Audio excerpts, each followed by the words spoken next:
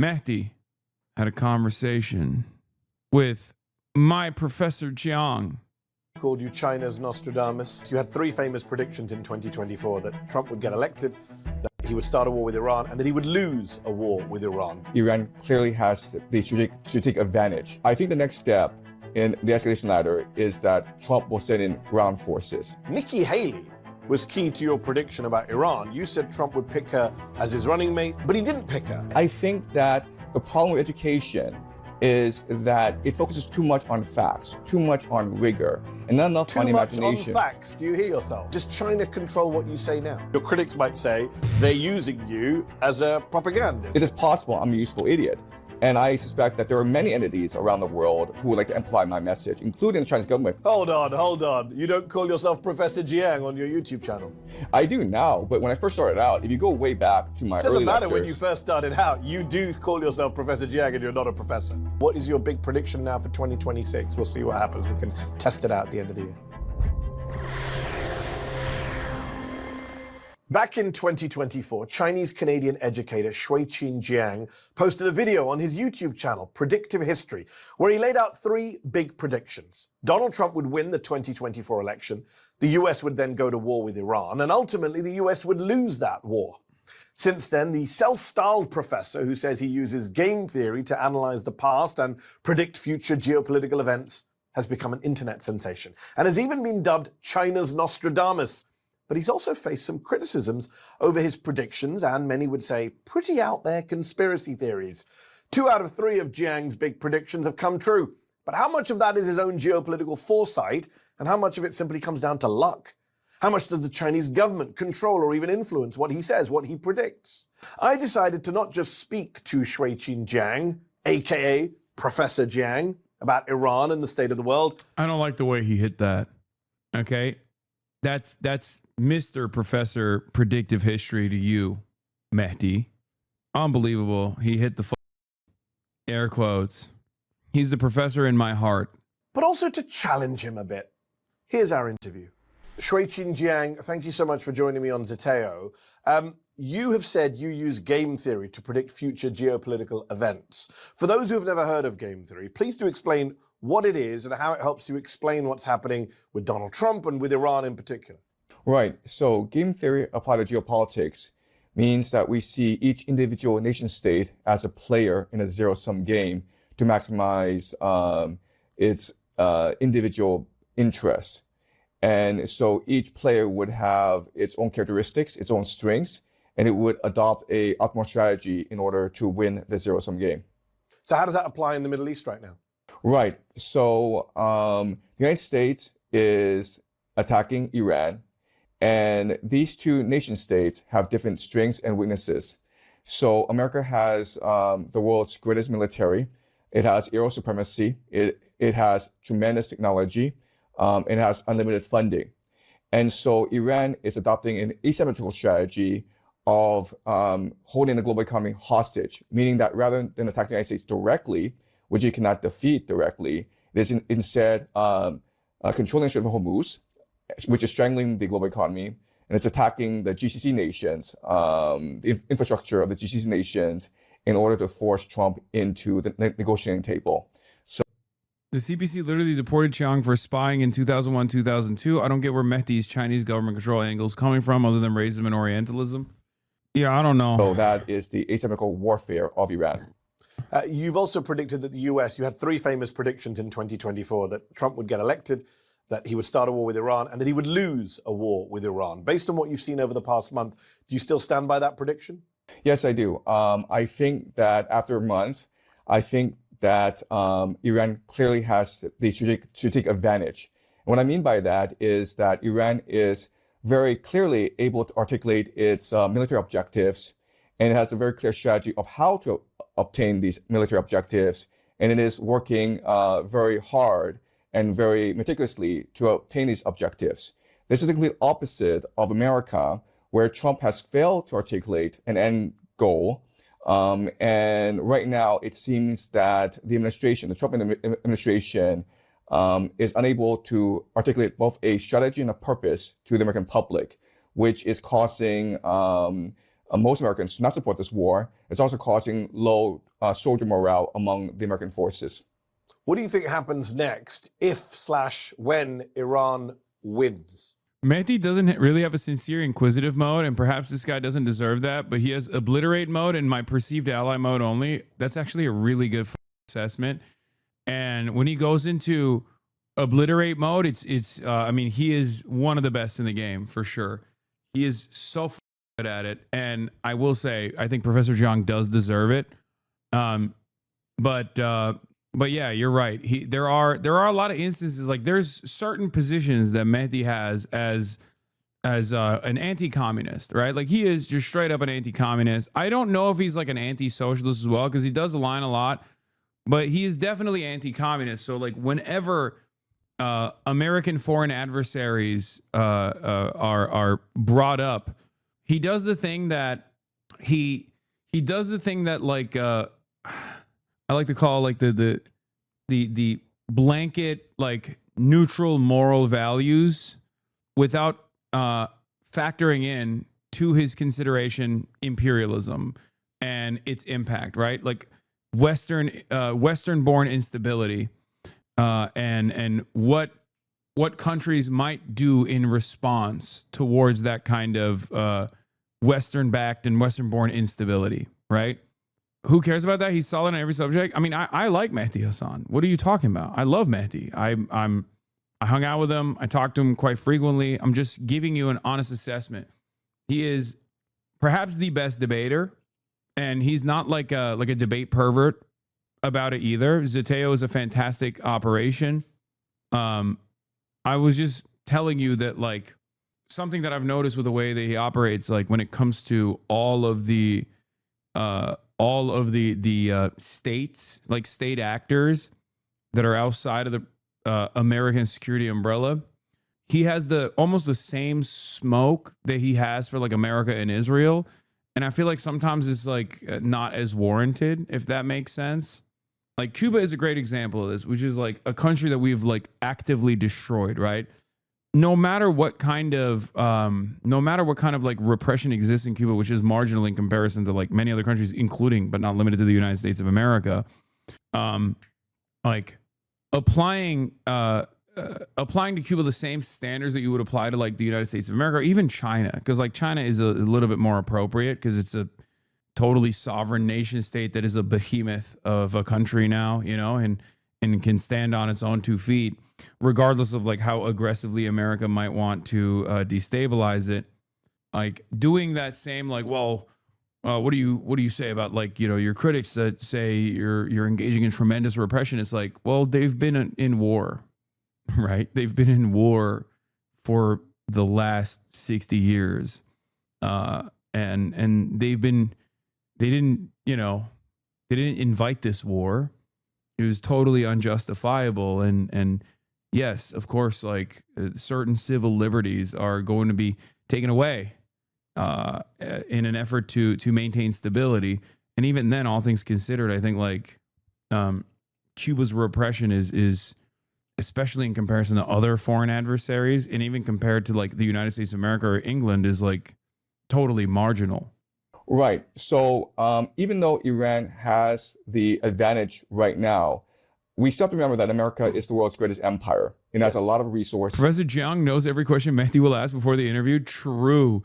He predicted it, except I don't think he really did, because if he had predicted what this interview was going to look like, he probably wouldn't have done it, because I could have told Professor Jiang not to do this interview at all. Okay. It has a lot of firepower still not used. So I think the next step in the escalation ladder is that Trump will send in ground forces. So over 5,000 Marines and soldiers have been dispatched to the Middle East. This is already on top of the 50,000 American soldiers already stationed in the Middle East. And most military analysts expect that the Americans will launch an amphibious assault in order to control the Strait of Hormuz. Now, there are several options available to the Americans in order to control the Strait of Hormuz. The first option is to control Karg Island, which is the oil depot of the Iranians. 90% of Iranians' oil exports depart from Karg Island. Then you have Qasim Island, which is just opposite the Strait of Hormuz. And then there's a naval base further down the coastline. And so these are the three options that the Americans have. And it is unclear which option the Americans will ultimately choose. But given the track record of the Marines, we can Dude, Professor Jiang has a cult, I swear to God. No, like you can literally pick apart every single thing that he has said, and people will be like, I just remember his high notes and I don't give a okay. Like you scratch the surface of his analysis. I'm entertained endlessly by Professor Jiang. Okay. I love how much he predicts history. Okay. I'm a fan. But it's unbelievable how much people hang on every word and they get mad at me when I'm like, dude, some of this stuff is insane. Some of this stuff is unbelievable. And people will just be like, what the are you saying? He predicted that Trump would lose. It's like, okay, man, you know, so did I. What does that say? It doesn't mean anything. Like, so did many other people. Okay.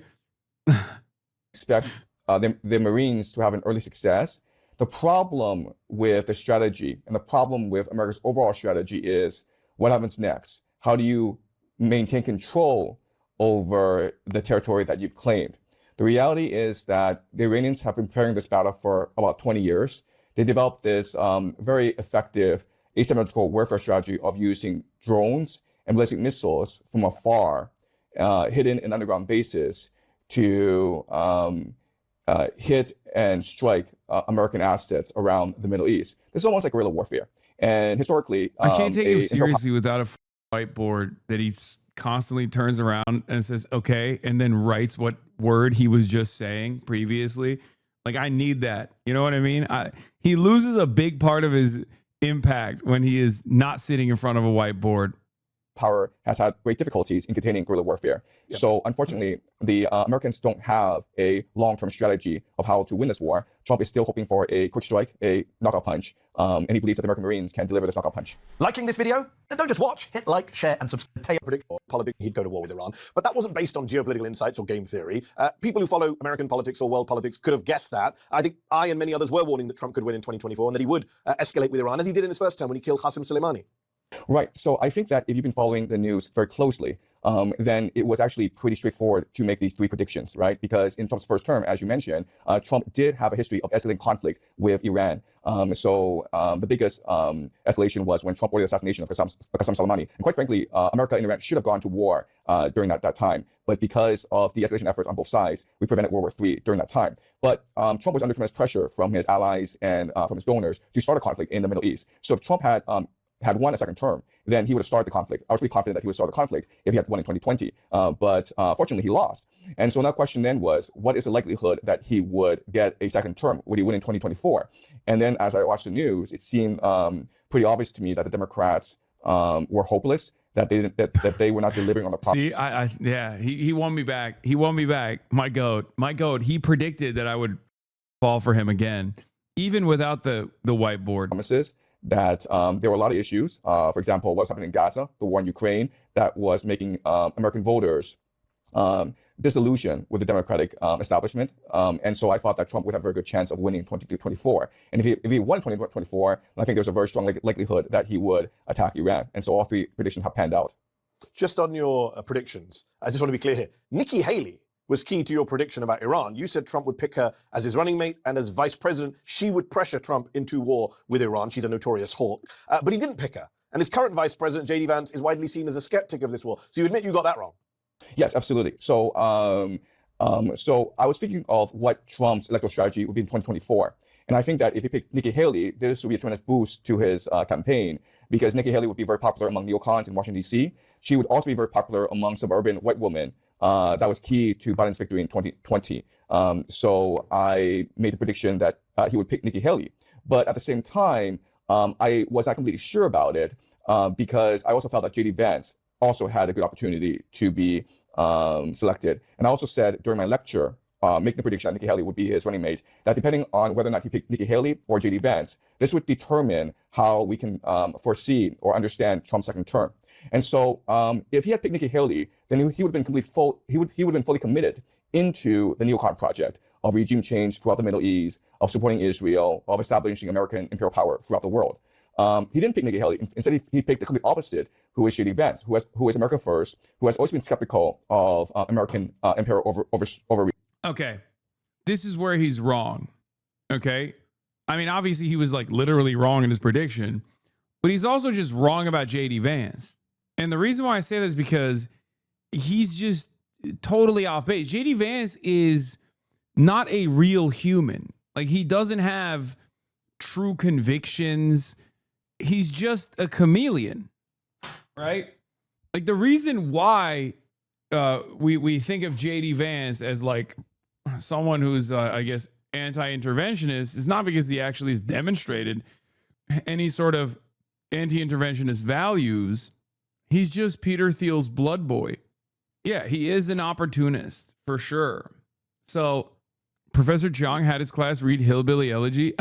Shut the fuck up. But not only that, he also picked Tulsi Gabbard to be his director of national intelligence. And so these are the two major skeptics of this war in the Middle East. And what I will say about picking these two individuals is that it shows that Trump has an off-ramp strategy, where if this war goes sideways and the American public is up in arms and he's losing in the polls, then Trump may decide to pivot back to America first and have J.D. Vance and Tulsi Gabbard elevated in the administration over individuals such as Marco Rubio and Peter Hegseth. Yes. So that, yeah. I suspect he will blame Pete Hegseth if all of this goes sideways, as it is. The funny thing about Jiang is that he doesn't even try to defend himself when confronted. When Sneeko asked him how he uses game theory, he literally said, well, I don't really. When Mehdi says he's being used, Jiang will just say, yeah, I could just be an idiot. It's so funny. He's not even committed to the act. He's just vibing it all out. I think Professor Jiang, in a weird way, is taking advantage of like Orientalist attitudes, where they just think he's like a mysterious Chinese professor who is wise well beyond his years. Like, I think Americans they hear the accent, they see the whiteboard, and they're just like, wow, like this guy's a sage. It's funny because, like, for many Americans who haven't seen the world, I guess, like, Professor Jiang's attitude is not unique, to say the least. He's just like a Chinese unk. A lot of Chinese boomers have similar insane opinions, like, and have moments of profound clarity paired up with like totally insane opinions. It's like the unks, okay? It's like the unks from Bangladesh, right?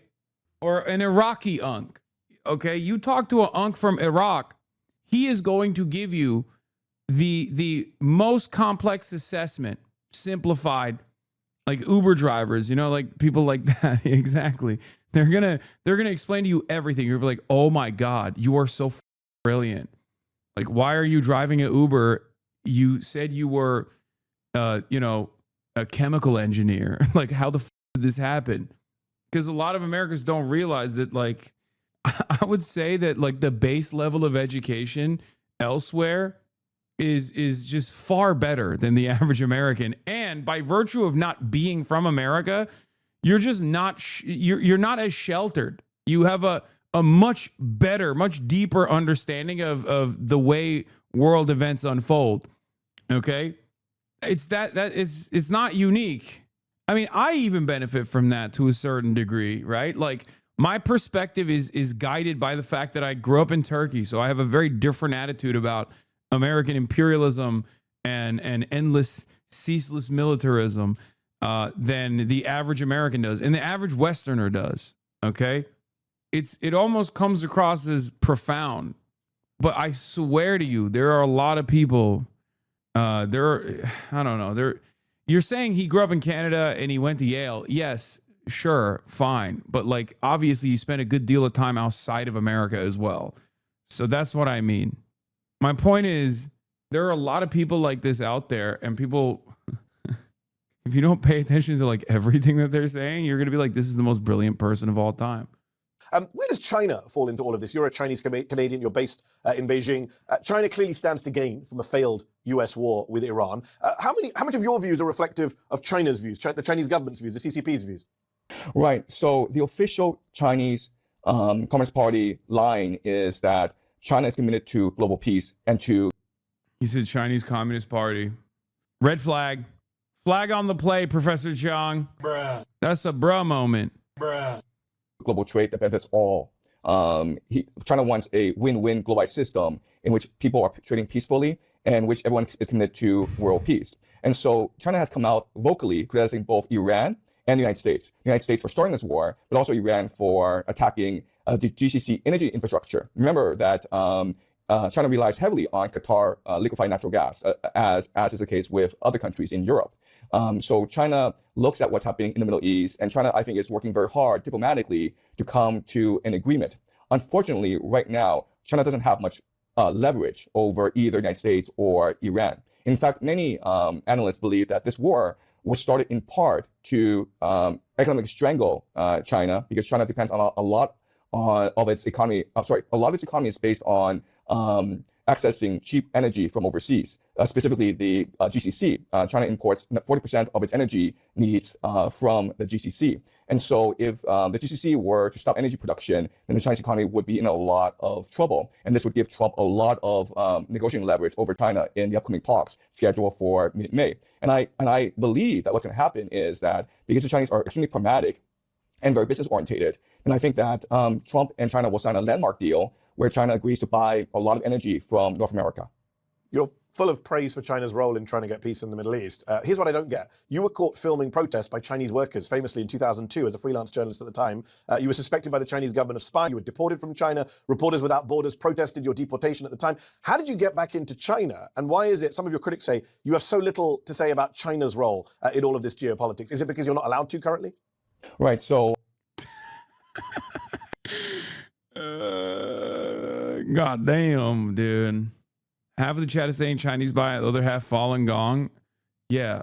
I think it's a secret third thing where I am going to listen to Professor Jiang in his own words and take it at face value and say it's the spirits talking to him, which is what his assessment is, right? That's what he says is going on. When I started as a young journalist, I was subcontracted by PBS to do a documentary on China's WTO entry. And Piker Broadcasting Service? A Chinese unk is speaking. Listen and learn. Exactly. Not everything needs a reaction.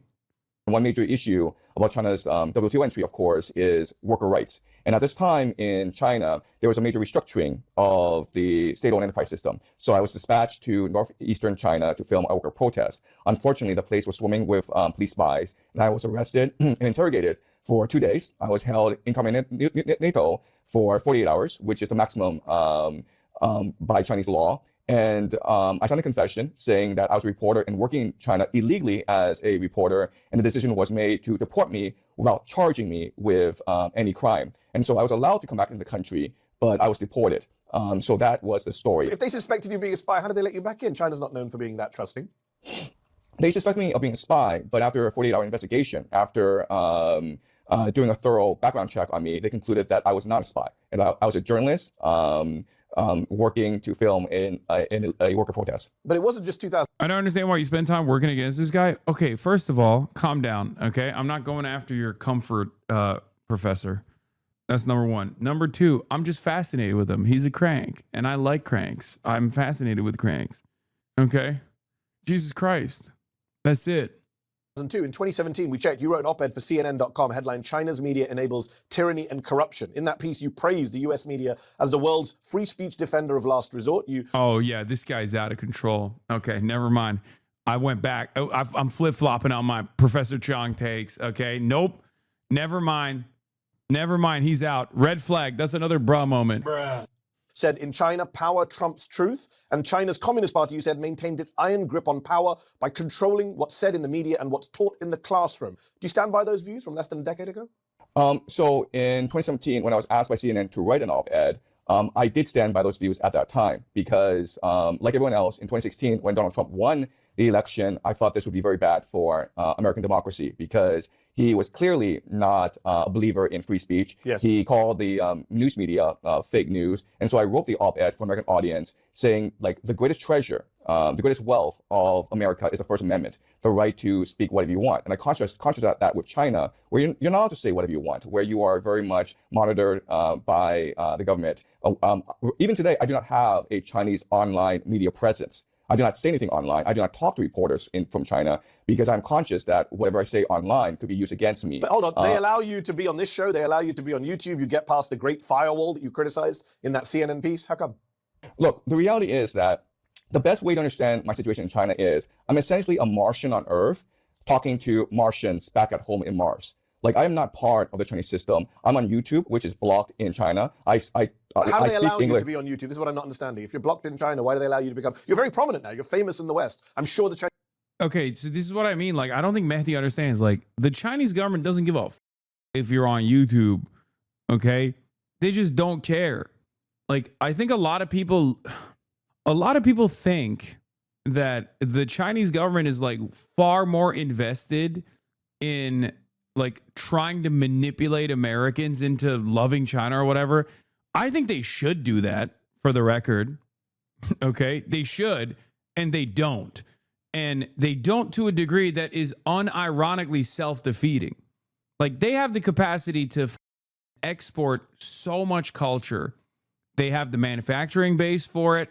They have all of the wealth for it. They have the resources for it. And I'm certain that they have so many people. There are people who would love to make this happen. And they're just absolutely dog shit at propaganda. Okay? So what's funny about Mehdi's question is, he's like, why would China allow you to do this? It's like, well, I was in China. I was able to stream on Twitch. They don't care. Everyone has VPNs. Like, they don't necessarily give a shit about people utilizing VPNs. They might crack down on it at certain points. I'm sure they have, right? But it's mostly just like a known thing that the average person, if they want to enter the Western internet, like escape the firewall, the Chinese firewall, they can do so. It's not like a controlled substance at all. China, for all of its, I guess, faults and failures, whatever, genuinely only cares about China and Chinese people, like to a degree that in many instances, like I said, is self-defeating, where they literally do not care about anything else. Like, they don't care about, like, the Labubu stuff, for example. There was a lot of people that wrote about how, Labubus are a way for China to do like soft power. Like, they're finally exporting their culture. It's like, no, they were just trade maxing and that happened to hit. Okay. Like, that's it. Same with like Black Myth Wukong. Now that might change because Xi Jinping did bring up Black Myth Wukong, Labubus, and also the movie Nezha 2, the Chinese blockbuster for children.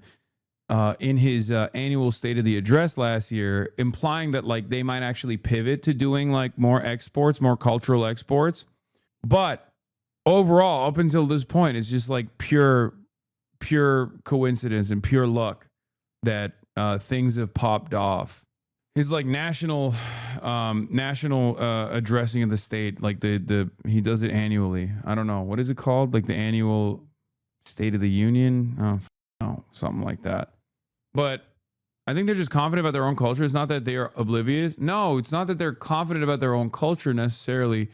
They just don't care about selling. They will sell to the Western world what the Western world demands. Okay, but they don't actually have any like additional ambitions.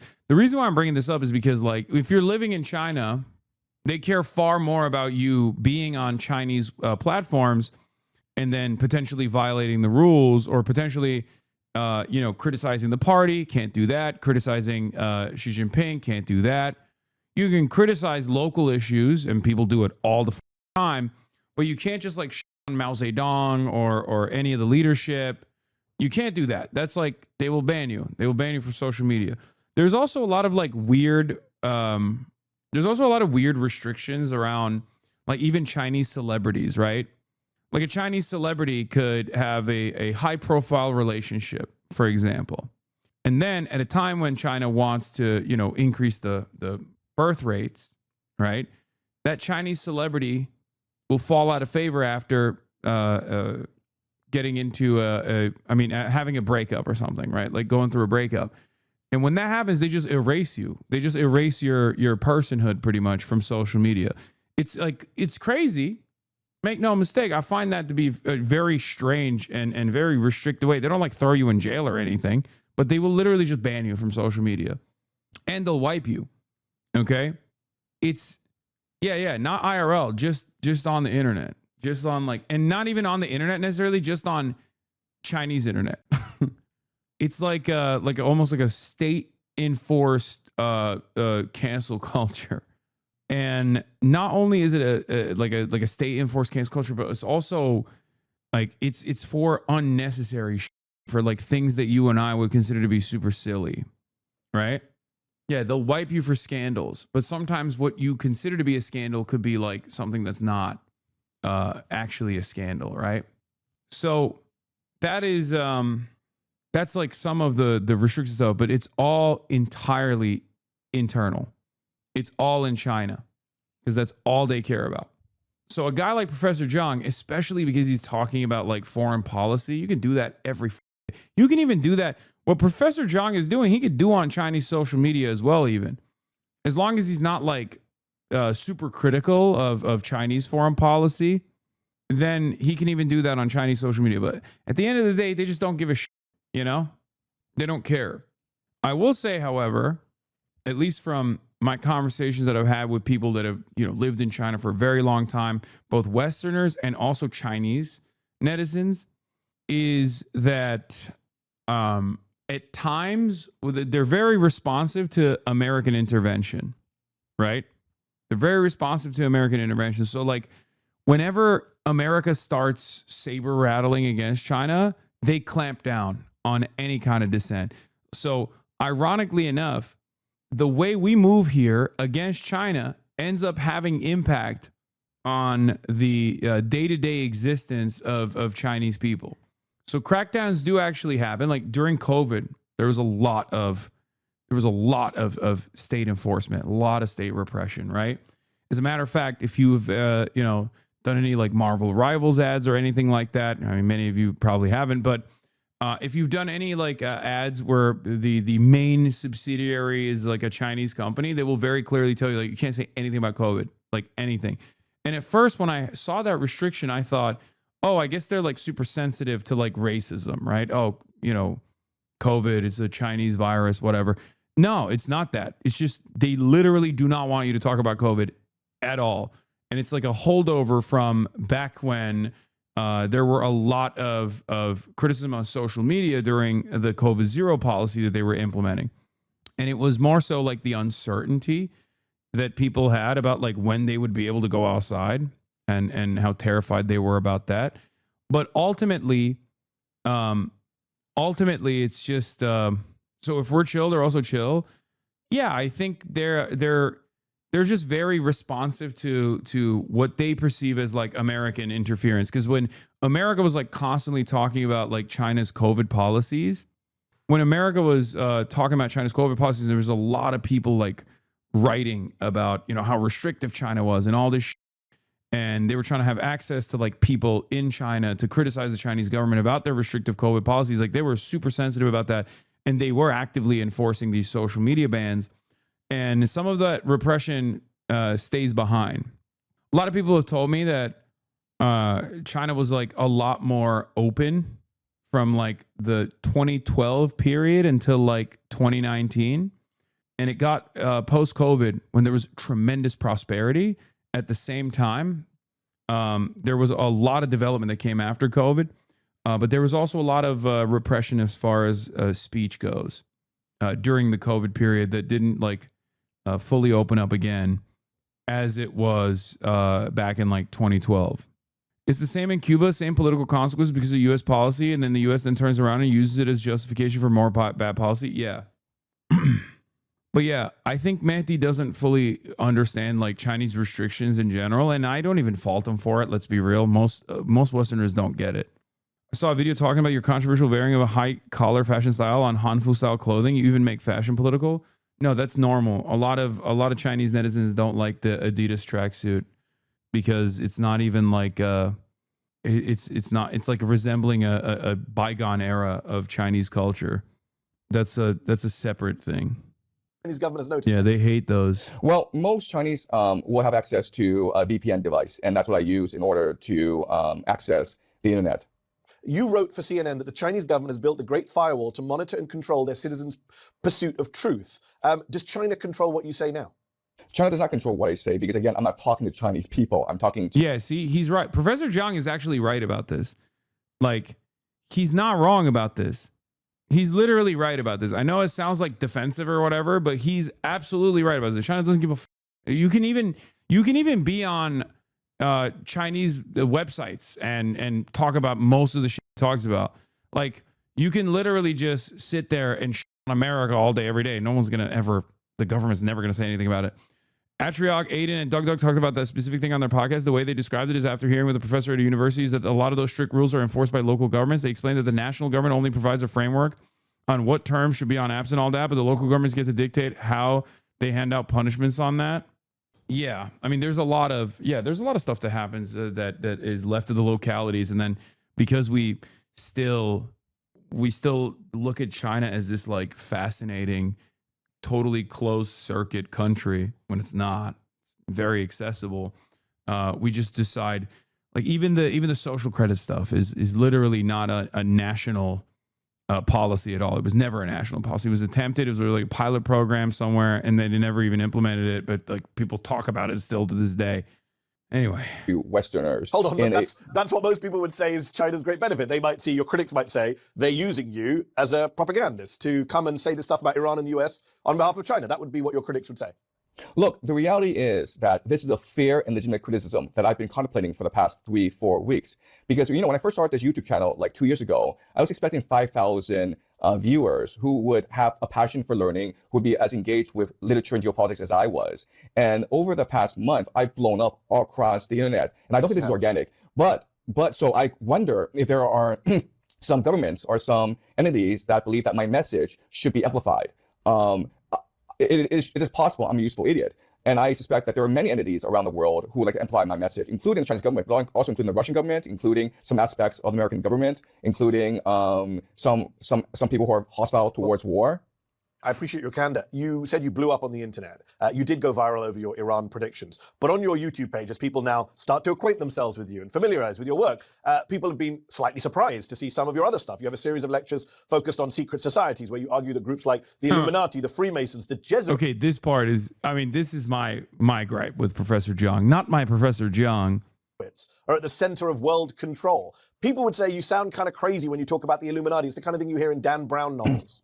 Right. So I'm trying a new approach to pedagogy and to scholarship, which is speculative analysis. So I went to Yale and I received a very rigorous classical education. I'm very happy and proud that I went to Yale. But what I discovered in life, as I stumbled through life, is that what I was taught at Yale doesn't really apply to real life. People with the most rational, logical arguments don't usually win. And people who are the most progressive, the most enlightened aren't usually the ones in power. So I was determined, just for my own personal benefit, to develop a new system which would give me better insight into how power works in the world. And so I started something called predictive history. And the very idea of predictive history is this. How do we know? Dude, he's literally saying, I went out in the real world and people are crazy. So I just thought I'll be crazy myself. That's awesome. Oh, God. How can you not love this guy, man?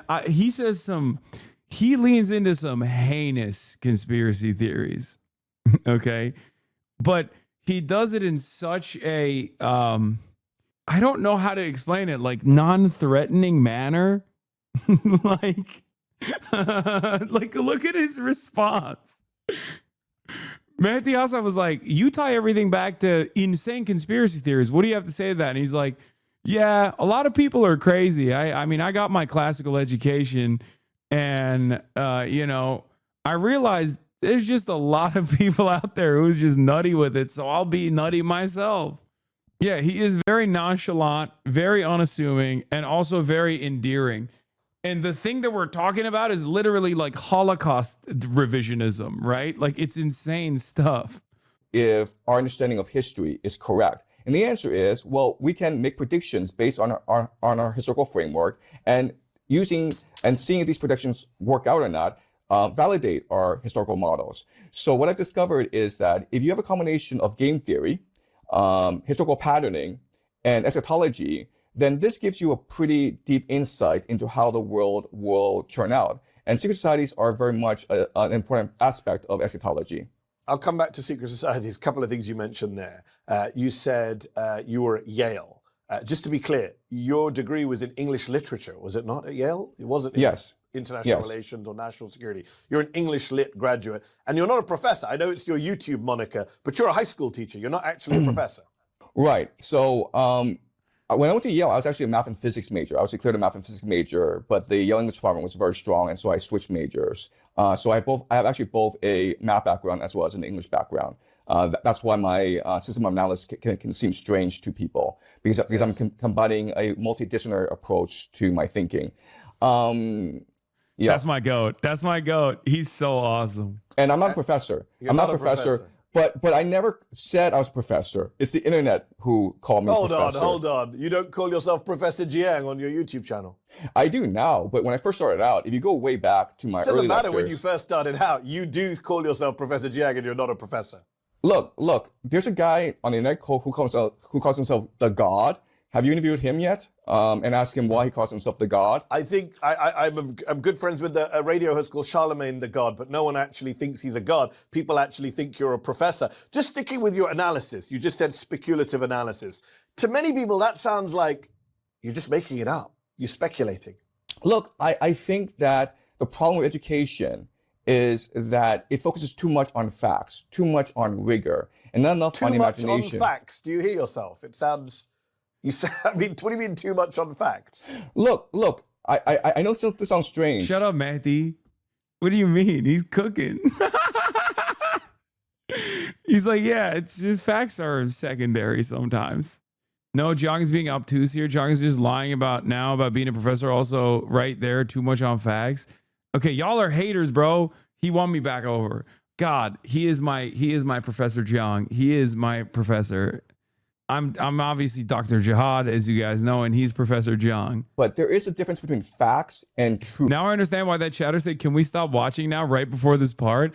Oh, there were some Professor Jiang defenders in the chat that were like, don't see the rest of this interview, I think. It's good. It's good to end it right here. Truth, right? Facts are what can be independently verified by other sources.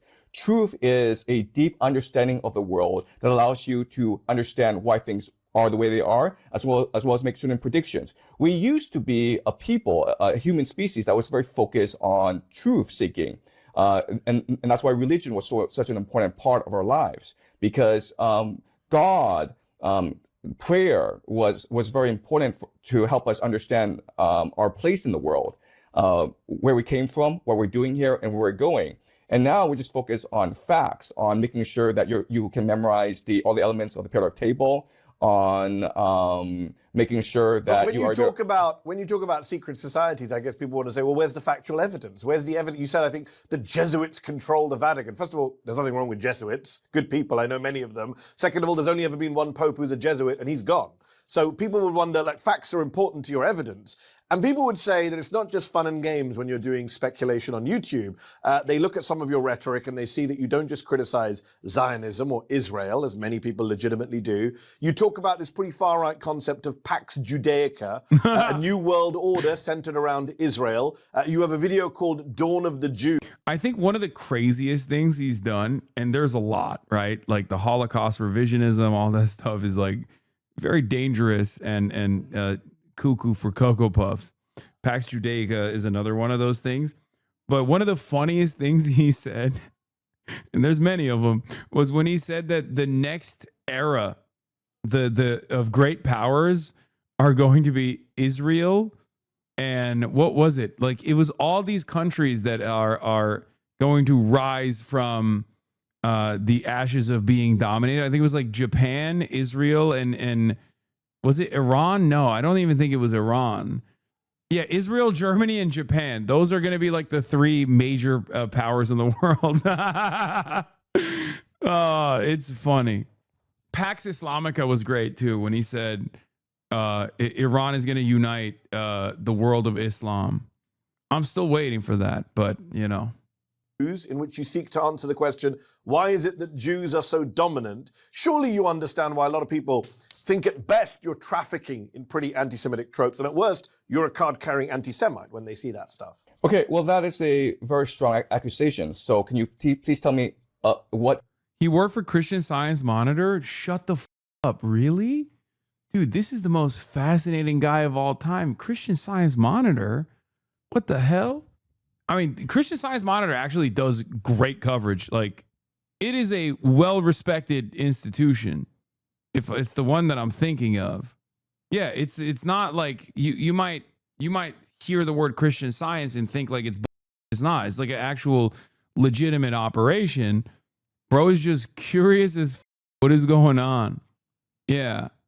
He was a researcher of the Global Education and Innovation Initiative at the Harvard Graduate School of Education, fellow of the Royal Science of Arts, Nostradamus of China. Others criticized predictions for relying on selective historical analogies, speculative game theory reasoning, and untestable assumptions. India Today said India Today, haters, said that his geopolitical analysis glaringly do not feature Chinese foreign policy or internal problems of China, even though he resides in the country. Under his career section towards the end. He has appeared in the New York Times, Chinese edition, China Youth Daily, Wall Street Journal, the Chronicle of Higher Education. In 2003, he was allowed by Chinese officials to return to China, where he decided to abandon freelance journalism and pursue public education instead. If anything, it seems like he was an undercover spy against China, right? Like, after graduation, he fell into a deep frustration. He failed to publish his own book or get articles published in magazines. I felt lost, angry, bewildered by the world. I jumped from one job to another, never settled down, and eventually fell into severe depression when I was almost 30. While suffering from depression, which continued for the next 5 years, in 2000, Jiang moved to Beijing, where he worked small stints as a freelance journalist. Jiang wrote for publications such as the American Christian Science Monitor and a Hong Kong-based Far Eastern Economic Review. In 2002, Jiang initiated educational reforms at Shenzhen Middle School. In 2001, Jiang was contracted to conduct an undercover U.S.-funded PBS documentary about the labor movement in China. While filming one such protest in King, Jiang was arrested and detained for 2 days before he was deported from China on the 5th of June. In 2002, a friend claimed that he was accused of making illegal video recordings and suspected of spying. No charges were filed. You're doing a surface-level analysis. Look at what's changed. Hey, Hasan, 8-hour stream, that's impressive. Is this a regular thing or just the Iran war stuff? Bro, why aren't you checking Wikipedia edit history? Dude, what's up with Professor Jiang dick riders, man? I like the guy, okay? Give me a break. Holy shit. Jesus Christ. I mean, he's cuckoo for Cocoa Puffs, but you don't have to be a shooter for him like that, you know? God damn. Yeah, look at the Wikipedia edit. It's the Illuminati. Why do you like him? I don't know why. He is like a very... Well, first of all, I'm fascinated with conspiracy theorists, as you guys probably know by now. That's number one. I'm fascinated with the things they come up with. I'm fascinated with the way they operate. I love cranks. But also with Jiang, he's very unassuming, you know? So there's something to it. Specifically, I've said that you find offensive. When you do a video called Dawn of the Jews, why is it that Jews are so dominant? You don't find that offensive? I never said Jews were dominant. What I said in my lecture was that the Jewish identity was created by the Persian Empire in order to better control the Levant. And if you read the... Bro, he's like, no, you don't understand. I'm not anti-Semitic in the way that you think I am. I'm just crazy. See, this is why. How can you not like the guy? This is what I mean, man. I bet you Mehdi has not heard that one before. You know what I mean? Like, that's one of those things where you're like, I don't know how to respond to this right now. Bible, that's exactly what you can derive from it. If you go to my lecture on the Jews, you will see that I use the Bible. Yeah, he said communism was started by Wall Street. Yeah. He's one of those like Rothschild guys.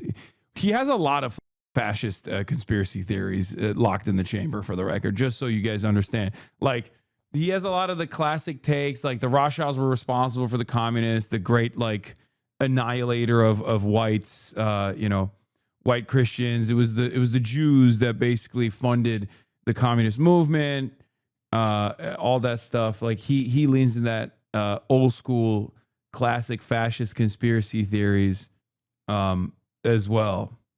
As my primary source, and then I analyze what the Bible is saying. The problem is that most people don't read the Bible. But people who came up with Pax Judaica are not biblical scholars. They're the modern white supremacist far right. Sorry. What is wrong with the term Pax Judaica? You tell me. What does it mean? It just means that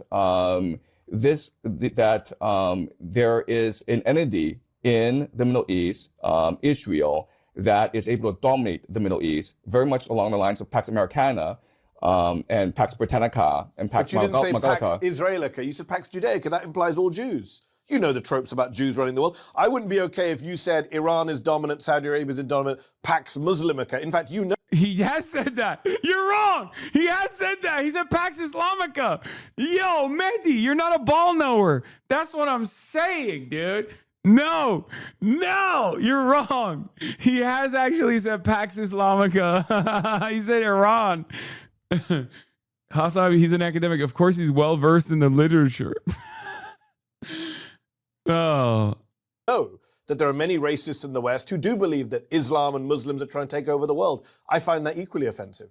Right. So I'm using a Latin convention. And so the Latin convention would be Pax Judaica. It would not be Pax Israelica. I mean, like. But you know where this concept comes from. It exists in far-right online circles. It's not some academic term. Do you believe that the Greater Israel Project is a far-right conspiracy theory? No. What is it then? I think it's a very real project being carried out by the Israeli government. I just don't call it Pax Judaica. Right, okay. So the difference between the Greater Israel Project and Pax Judaica is this. Greater Israel Project is what the Israelis believe that Yahweh, their God, promised to their ancestor Abraham in the Bible. And this extends from the now. He's unflappable is right. He just doesn't, he's always like this. He's like, no. To the Euphrates. And I could have just used Greater Israel Project, but I want to differentiate because I believe that Pax Judaica is not an empire run by Jews, for Jews, by Jews. It is an empire run by transnational capital and secret societies in order to create an AI surveillance state throughout the Middle East. And this actually listen. Just to be clear. This is what I mean. Bro, every interview with this guy seems like a bit. Every interview with this guy is like the first 12 minutes are like, wow, okay, this guy's really cooking. And then like he slams into the last 4 minutes where you're like, what are you saying right now? Where did you pull this from? How did you do this? This is exactly what happened with the Breaking Points interview. Okay? This is exactly what happened with the Breaking Points interview. Where like the first like 15 minutes is so good and so sound. Like the analysis is sound. The questions weren't as like contentious as Mehdi is presenting. And he's just explaining like his thought process, how he believes what has taken place so far. And then in the last like 4 or 5 minutes in the Breaking Points interview, he just starts being like, yeah, it's the Frankists and it's the Illuminati and all this other shit. You're like, what the wait, what? Oh, it's awesome. This is speculative analysis. This is not based on facts, as you say. So it is based on speculative analysis, based on history, historical patterns. It's also based on connecting the dots. Because if you just look at what Netanyahu says, if you actually just go and watch on YouTube. No, I know what Netanyahu says. We're in agreement on how bad Netanyahu is, how expansionist is. I'm talking about the language you use, the milieu you're in. Let me ask you this before we wrap up. What are your own politics? Where do you place yourself on the political spectrum? I believe I've always been on the left. So I believe that wealth redistribution is very important. I believe in freedom of speech. I am anti-war. I'm anti-empire. I believe in Bro, that's my goat. That's my goat. He brought me back in. Okay. He brought me back in. It's awesome. It's also very obvious that he did not get like a traditional Chinese education. Okay. Because like half the shit he says is like all of the crazy conspiracy stuff would be instantly solved if he actually got a Chinese education or like went to a Chinese university and like, I don't know, got an education in like Marxist Leninist interpretations, you know, whatever the all of the high ranking officials in the Communist Party of China have a degree in. Like, it's just you drop a little bit of dialectical materialism into all this, or historical materialism, all the conspiracy stuff goes away, and it is a fully fleshed out worldview. He is somehow identifies some of these things, but ties it back with like maximum liberalism because of his Yale education. Digital autonomy. And so, unfortunately, I used to be left, but I think that, like, given my preferences and given my politics, I believe most people would consider me on the far right nowadays, and that's unfortunate. That is unfortunate. Last question. You made 3 very famous predictions in 2024. What is your big prediction now for 2026? We'll see what happens. We can test it out at the end of the year. Well, I've made 3 predictions about how this war will progress. Okay, so my first prediction is that the United States will use ground troops. Yeah, and I agree with that. I'm with you. And I believe that this ground troops will be a quagmire. Don't try to steal his prediction, Mehdi. You see that? I'm with you. Okay. Don't try to. That's Professor Jiang. That's Professor Jiang's predictive history. That's not your take. Stop the steal. Many in the chat are saying, bro, I made this prediction too. Okay. Doesn't matter. It was his. His political affiliation is chaotic neutral is true. Bro, unironically used horseshoe theory for his own politics. He's just racist. I mean, he's everything. He's everything all at once. For the United States, and that they will have to call a national draft. Okay, that's my first prediction. Okay. My second prediction, and this is very important, is that Israel and the United States will not use a nuclear weapon in this war. I think. I didn't realize that Jiang still teaches in China. Yeah, he. Someone was saying, I don't know if this is true or not, but like, it sounds so unbelievable. Someone was saying that all of the lectures, like fake lectures that he does, is how he teaches Chinese students English. And I don't believe that to be the case, because that's insane. Imagine learning English in high school in China through Professor Jiang's lectures about Pax Judaica. Oh no. It's the most insane way to learn English. Oh, Jesus Christ. Oh, so good. Anyway, what do you mean by fake lectures? These students do a Q&A every lecture, but yes, he's insane. No, I meant like okay, given that he bills himself as Professor Jiang, okay, someone else gave him that moniker, but whatever, he's going with it. And what he talks about, you would assume that he is lecturing people on politics, right? You wouldn't just assume that he's lecturing people on the English language and how to speak it. That's why I'm saying fake lectures. Like, they're not real, college level history lectures or anything. Like, he's not teaching international relations. But in my mind, in my headcanon, I love the notion that he's an English and philosophy teacher at a private Chinese high school. They might be right. No, I'm just, in my headcanon, I hope that he's actually teaching his students English in those videos that we watch. Like, that's his method of teaching his students English. That's unbelievable. It's incredible. I need more of that. That the talk of nuclear weapons is fear-mongering. I don't think we will escalate to that point of nuclear weapons. I hope you're right. I worry about nukes. I hope you're right. And my third and most controversial prediction is that I believe that during the course of this war, somehow, some way, the Al-Aqsa Mosque will be destroyed. Wow. Yeah. Well, that would be a disaster. See, he's scared. Mehdi is scared. Look, that's how you know he believes it. That's how you know you believe Professor Jiang. You believe him. Look how scared Mehdi got. He said the Al-Aqsa Mosque will be destroyed somehow. Which, again, like, how is that a prediction if you don't? That's just kind of you making stuff up, right? Like, if you don't have any like clear assessment on how that happens, right? Game theory? No, that's not how that works. Jiang is gonna blow it up. That's a parlay. True. To be fair, it could be anybody. Nobody.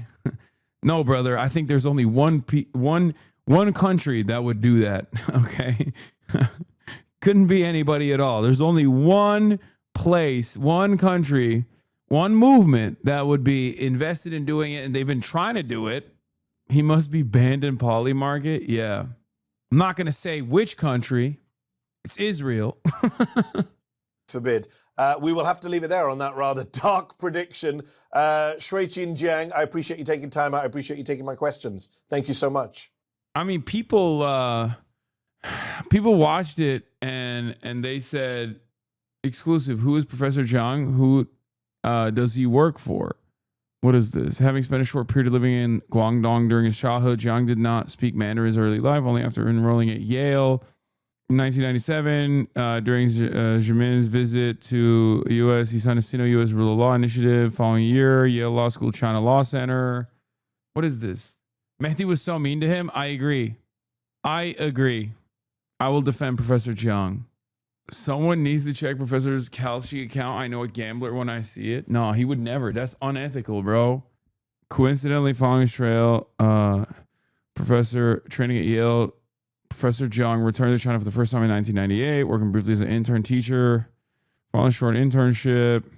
Oh, this is so much, bro. This is too much. It's too much reading. I don't care enough. I want to keep I want to keep the mystery alive. Okay, I want to keep the mystery alive. I don't want to know that he's a Fed or whatever no one on Twitter that writes a long and convoluted effort post like this is going to end up telling me that this person is not a Fed. Okay, anytime somebody writes this much on Twitter, I know at the tail end of that it's going to be the guy's a Fed. You feel me? Anyway, I'm tired. Doing the Chapo show tonight. I'm going to go. I'll be back tomorrow. There's obviously a lot to cover. Anyway, love you guys. Shout out Professor Jiang. Shout out Mehdi Hasan.